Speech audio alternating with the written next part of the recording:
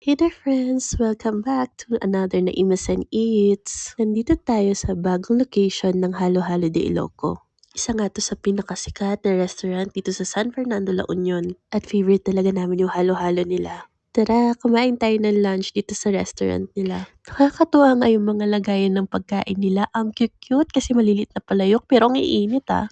Ito nga pala yung kanilang okoy na good for sharing. Good for 2 to 3 lang daw siya, pero ang dami talaga ng laman nito. The best din yung suka nila, kaya nga napabili pa kami ng takeout.